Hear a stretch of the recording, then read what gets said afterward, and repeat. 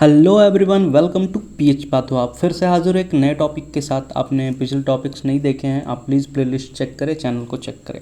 आज जो टॉपिक है ये डीएमएलटी पर्पस के लिए, आप लैब में काम करते हो, आप लैब में काम करना चाहते हैं या फिर पूरे मेडिकल कोर्स के लिए ये एक इम्पॉर्टेंट टॉपिक है जिसका नाम है एंटीकोगुलेंट्स। नाम से ही मैं कई बार अस्पष्टता जानने की और बताने की कोशिश करता हूँ। एंटी का मतलब होता है नहीं, और कोगुलेंट्स का मतलब होता है कि आपने कोगुलेंट्स पढ़ा होगा कि हमारे शरीर में किस तरह के कितने तरह के कोगुलेंट्स पाए जाते हैं।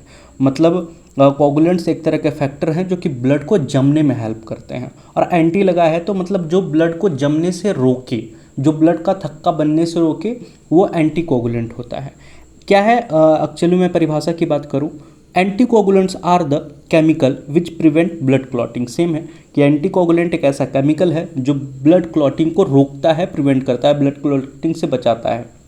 व्हेन मिक्स्ड विद ब्लड, जब हम ब्लड के साथ एंटीकोगुलेंट को मिलाते हैं तो वो क्या करता है, ब्लड को क्लॉटिंग होने से रोकता है, क्लॉट होने से बचाता है। और anticoagulants can be use as a medication for thrombotic disorder. कभी कभी एंटीकोगुलेंट्स का यूज़ हमारे शरीर में थ्रोम्बोटिक डिसऑर्डर हो जाता है। आपने हेपरिन का नाम सुना होगा, और कई बार हेपरिन का इंजेक्शन देखा होगा, सुना होगा कि उसे हेपरिन का इंजेक्शन लगता है, तो वो हमारे शरीर में उस एंटीकोगुलेंट की कमी हो जाती है, उस फैक्टर की कमी हो जाती है, फैक्टर डिसऑर्डर भी हम इसे कहते हैं, तो एंटीकोगुलेंट्स दिया जाता है। एंटीकोगुलेंट्स आप समझ गए। अब इसके हम टाइप्स के बारे में पढ़ेंगे कि कितने तरह के एंटीकोगुलेंट्स हमारे लेबोरेटरी में होते हैं या फिर मेडिकल फील्ड में होते हैं। पहला है EDTA, नाम है इथिलीन डायमाइड टेट्रा एसिडिक एसिड, नाम आप सभी याद रखेंगे। क्या है, is a calcium chelating agent, ये एक तरह का कैल्शियम चिलेटिन एजेंट है। It's prevent the cellular composition, ये क्या करता है, जैसे कि RBC सेल की, WBC सेल की, ये उसके स्ट्रक्चर को, सेलुलर स्ट्रक्चर को डिक्रीज नहीं होने देता है, उसे सिकुड़ने नहीं देता है। Use for haematological examination, EDTA का सबसे ज़्यादा यूज जिस फील्ड में होता है वो हीमेटोलॉजी में होता है। हम ESR कर सकते हैं, हम RBC काउंट कर सकते हैं, WBC काउंट कर सकते हैं, प्लेटलेट्स काउंट कर सकते हैं, BT-CT, ब्लड ग्रुपिंग, ये सारे जितने तरह के टेस्ट होंगे हम हीमेटोलॉजी के अंदर करते हैं। और EDTA सैंपल का, EDTA वाइल का हम सभी यूज़ करते हैं, EDTA एंटीकोगुलेंट्स का यूज़ करते हैं। अभी मैंने एक वाइल शब्द बोला है, आपको मैं आगे बताऊंगा कि ये क्या होते हैं। नेक्स्ट पॉइंट देखेंगे, not use for calcium and iron analysis. हमें EDTA का उपयोग कभी भी कैल्शियम एनालिसिस के लिए नहीं करना चाहिए, क्योंकि पहले ही लिखा गया है this is a calcium chelating agent, इसमें कैल्शियम पहले से उपस्थित रहता है, ये K2 और K3 के फॉर्म में उपस्थित रहते हैं, तो इसलिए हमें कैल्शियम और आयरन का इससे टेस्ट नहीं करना है, ये विशेष आपको ध्यान रखना है। अगर रेशियो की बात करें तो 1.5 mg पर ml ऑफ ब्लड, क्या करेंगे, 1.5 ग्राम, हम मिलीग्राम कहेंगे, मैं मिलीग्राम पर ml, 1 ml में 1.5 मिलीग्राम हमें एंटीकोगुलेंट डालना होगा। कलर पर्पल कलर या फिर लेवेंडर कलर, पर्पल और लेवेंडर में थोड़ा सा फ़र्क है, लेवेंडर थोड़ा सा और कम, इसे लाइट कह सकते हैं, लाइट पर्पल टाइप दिखता है, और पर्पल जैसा आप कलर मैं दिखाने की कोशिश करता हूँ। Available in form of K2 और K3। मैंने वाइल शब्द का प्रयोग किया था, ये जो आप देख रहे हैं ये वैक्यूम ट्रेनर का ट्यूब है, वैक्यूम ट्रेनर का ट्यूब है जिसे हम लोग यूज़ करते हैं, और ब्लड को कलेक्शन के बाद हम सभी ब्लड को इसी में ट्रांसफ़र करते हैं, चाहे वैक्यूम ट्रेनर से ले रहे हों या फिर आप सिरिंज से ले रहे हों। पहले होता था कि हमें एंटीकोगुलेंट्स को पाउडर फॉर्म में या लिक्विड फॉर्म में हम पहले उसे टेस्ट ट्यूब में पहले से डाल कर रखते थे, लेकिन अब जैसे जैसे धीरे धीरे ऑटोमेशन आ गया है हमारे फील्ड में, तो चीज़ें काफ़ी प्रगतिशील हो गई हैं, और अब ट्यूब बनकर आने लगा है जो कि पहले से उसमें एक सही अनुपात में एंटीकोगुलेंट प्रिजर्व करके रखा हुआ रहता है, हमें सिर्फ उसमें ब्लड सैंपल डालना होता है। तो आपको 3 ml 5 ml के वाइल मिल जाएंगे EDTA के, आप देख लें, इसे अच्छे से समझ लें। और EDTA फॉर हीमेटोलॉजिकल एग्जामिनेशन, आपको उम्मीद है क्लियर हो गया होगा। अब नेक्स्ट जो है एंटीकोगुलेंट वो है हमारा ट्राइसोडियम साइट्रेट। ट्राइसोडियम साइट्रेट क्या है, एट ए कंसंट्रेशन ऑफ 3.4 और 3.8 ग्राम पर DL। तो आप देखेंगे सोडियम साइट्रेट जो होता है वो 2 तरह के वाइलों में आपको मिलेगा, 2 तरह के कॉम्बिनेशन में अधिकतर मिलेगा, एक 3.4 ग्राम पर DL में और एक 3.8 ग्राम पर DL में। इन रेशियो ऑफ 1 पार्ट और 9 पार्ट, मतलब 1 पार्ट एंटीकोगुलेंट्स रहेगा और 9 पार्ट्स ब्लड के रहेंगे। इस वाइडली यूज, सबसे ज़्यादा यूज किया जाता है। और उसके बाद citrate prevents blood clotting by chelating with calcium, इसमें भी कैल्शियम विथ चिलिटेनिंग एजेंट होता है जो कि ब्लड को क्लोटिंग होने से प्रिवेंट करता है, बचाता है। अब यहाँ पे दो तरह के आप भाई दो तरह के ट्यूब देख रहे होंगे। 3.8 sodium citrate use for ESR ratio. ESR के लिए हम हमेशा याद रखें, ये हमेशा क्वेश्चन भी पूछा जाता है। 3.8 हम लोगों को लेना है अगर हम लोग वेस्टर ग्रीन मेथड से कर रहे होंगे। वेस्टर ग्रीन मेथड से ESR जब करेंगे, मैं आगे बताऊंगा, हेमेटोलॉजी में जाऊंगा तो ESR में दो तरह के मेथड बताऊंगा, एक विंट्रोब और एक वेस्टर ग्रीन मेथड।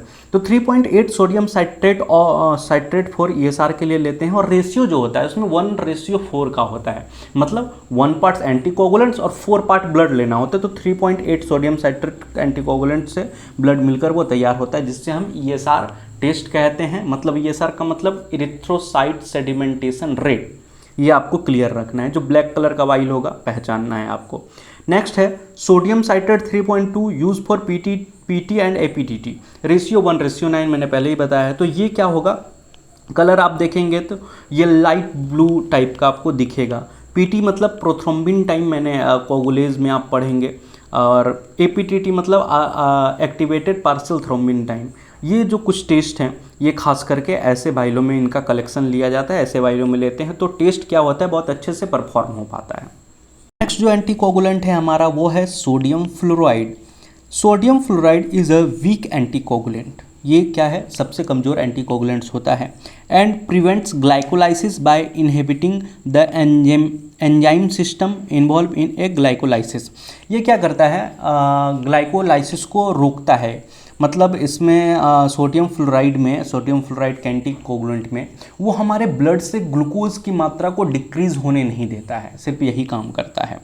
और it is use in combination of potassium oxalate, potassium oxalate के रूप में आप इसे कॉम्बिनेशन के साथ यूज किया जाता है। रेशियो होता है 1 पार्ट ऑफ सोडियम फ्लोराइड का रहता है and 3 part of potassium oxalate. ये दोनों के मिक्सचर से, ये दोनों के रेशियो से ये सोडियम फ्लोराइड का निर्माण होता है। सोडियम फ्लोराइड का जो यूज है वो सिर्फ हम सभी ब्लड शुगर डिटर्मिनेशन के लिए करते हैं, चाहे वो फास्टिंग हो, रैंडम हो, ये दोनों के लिए हम सभी क्या करते हैं। रेशियो जो रहता है इसमें 1:5 का होता है, मतलब 1 एंटीकोगुलेंट्स का, 5 पार्ट्स ब्लड का। और कलर जो होता है या तो आपको ग्रे कलर में दिखेंगे इनके भाइल्स, इनके ट्यूब्स जो मैंने ऊपर दिखाने की कोशिश की है, और दूसरे ब्राउन, हल्का ब्राउन टाइप में दिखेगा। तो घबराने वाली बात नहीं है, ये दोनों सेम फ्लोराइड के ही होते हैं। आप इसे शुगर डिटर्मिनेशन के लिए, ब्लड शुगर डिटर्मिनेशन के लिए यूज़ में ला सकते हैं। नेक्स्ट है heparin. This is a natural anticoagulant, is available as a sodium, potassium, lithium and ammonium salt. Ratio क्या होता है, 1:4 का होता है। 1:4 का मतलब 1 एंटीकोगुलेंट का, 4 पार्ट जो होता है वो क्या होता है, आपके ब्लड का होता है। और हेपेरिन हमारे शरीर के अंदर होता है, हमारे शरीर के अंदर होता है, जो कि एक नेचुरल एंटीकोगुलेंट्स है। यूज़ क्या है, use for ABC arterial blood gas का जब हम टेस्ट कर रहे होते हैं तो हम क्या करते हैं, हेपेरिन ट्यूब में सैंपल को लेते हैं। कलर वाइल क्या होगा, ये ग्रीन कलर का होगा। ग्रीन कलर का आप देख सकते हैं, मैंने ट्यूब का फोटो लगा दिया है, ये ग्रीन कलर के वाइल में मिलते हैं, अवेलेबल होते हैं। नेक्स्ट है डबल ऑक्जिलेट। डबल ऑक्जिलेट क्या होता है, 3 part of ammonium oxalate and 2 part of potassium oxalate. Double का मतलब 2 तरह का हम लोग को ऑक्जिलेट लेना है, 3 पार्ट लेना है अमोनियम ऑक्जिलेट और 2 पार्ट लेना है पोटेशियम ऑक्जिलेट। 3:2 याद रखेंगे हमेशा आप। और क्या करना है, we use in Wintrobe method. ESR जब हम करते हैं तो विंट्रोब मेथड के लिए हम इसे डबल ऑक्जिलेट को ले सकते हैं। रेशियो 2:3 में होगा, 2 पार्ट एंटीकोगुलेंट, 3 पार्ट ब्लड। अब मैं आपको भाई समझाने की कोशिश करूंगा कि आप किस तरह से पहचान सकते हैं कि हम किस में सैंपल लेना है, किस पर्पस के लिए किस में सैंपल लेना है।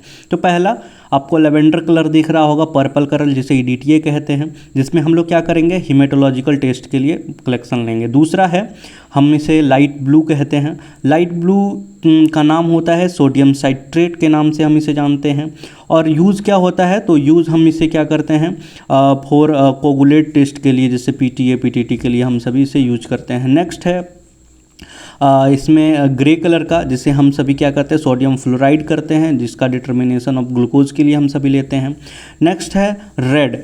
रेड जो होता है ये नॉन एडिक्टिव होते हैं। नॉन एडिक्टिव मतलब जब हमें सीरम लेना होता है तो हमें सीरम, क्योंकि हम सीरम और प्लाज्मा में मैं अंतर समझाऊंगा आपको नेक्स्ट वीडियो में, कि जब हमें सीरम की ज़रूरत रहती है तो अभी इतना याद रखें, जो ईडीटीए वगैरह से निकलेगा वो प्लाज्मा निकलेगा, लेकिन विदाउट एंटीकोगुलेंट जो निकलेंगे वो सीरम निकलेंगे। ये एक को आपको कॉमन डिफरेंस याद रखना है कि अगर हमने एंटीकोगुलेंट के साथ लिया तो वो प्लाज्मा होगा और विदाउट एंटीकोगुलेंट लिया तो वो सीरम होगा। तो रेड में किसी भी तरह का एजेंट नहीं होता है, तो वो क्या होते हैं, वो नॉन एडिक्टिव होते हैं और सीरम उससे निकलता है। येलो स्पेशल जेल होता है इसमें, येलो ट्यूब में, जो कि सीरम सेपरेटिंग ट्यूब का, इसे एसएसटी ट्यूब भी कहते हैं।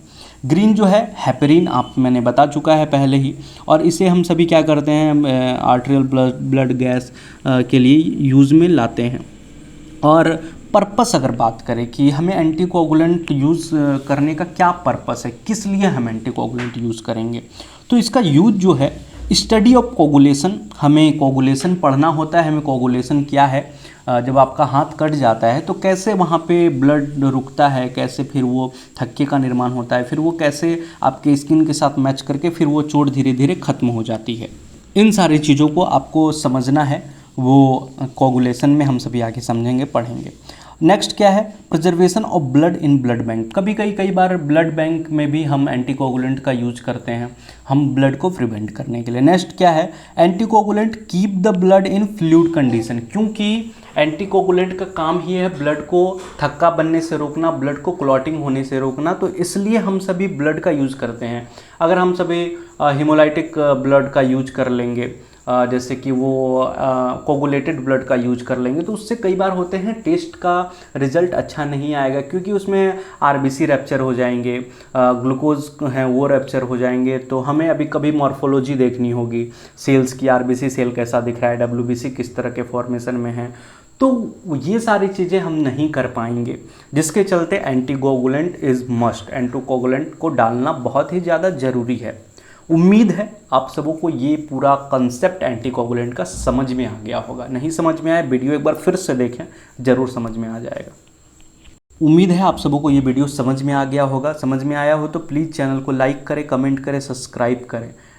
नए हैं तो आपका सब्सक्राइब करना बनता है। ईमेल आईडी और नंबर दिए गए हैं, आप कांटेक्ट कर सकते हैं फॉर एक्स्ट्रा क्लासेस। और किसी भी तरह का आपको पूछना हो डीएमएलटी के बारे में, बीएससी एमएलटी, एमएससी एमएलटी, किसी भी तरह का क्वेश्चन हो, please ask me. Thank you everyone, आपने लास्ट तक वीडियो देखा है।